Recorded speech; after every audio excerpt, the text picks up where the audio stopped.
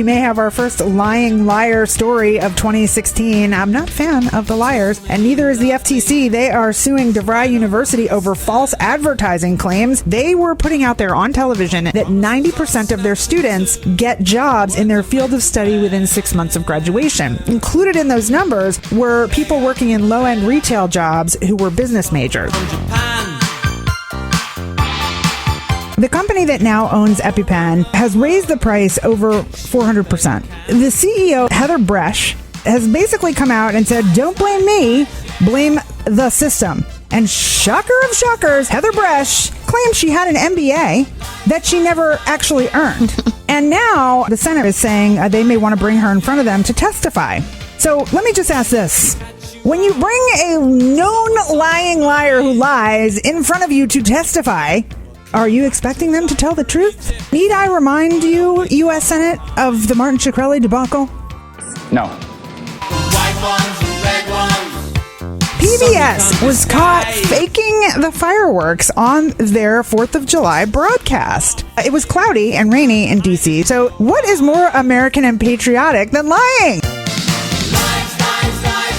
Ryan Lochte and 3 other swimmers were out partying. They accused some local men as being disguised as police and holding them up at gunpoint and taking money from them. And then, the story began to unravel. The first version of the story you told, Ryan, was much more about the mean streets of Rio.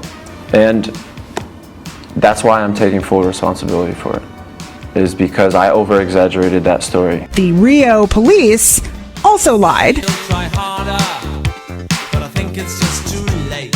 Elizabeth Holmes from the company Theranos, she had this technology that she claimed you could do the same kind of blood testing with a finger prick of blood versus a tube of blood being taken from your arm, and it failed. I found what I felt like I was born to do at a really early age. She sold investors up the river. She sold patients up the river. She sold partners like Walgreens up the river. She had an estimated net worth of $4.5 billion. And then the magazine came out with a new estimate of her worth, and they deemed it to be zero.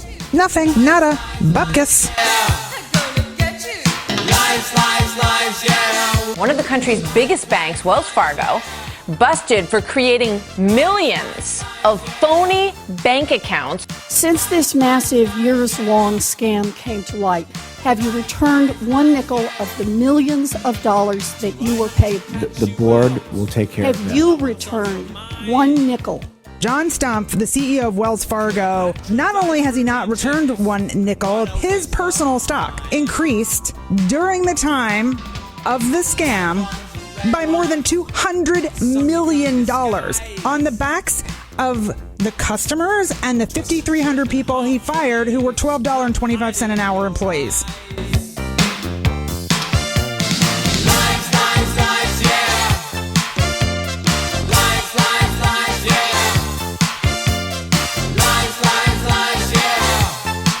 To Bresci, Stumpy, and all the lying liars of 2016, I say thanks, and see you next year.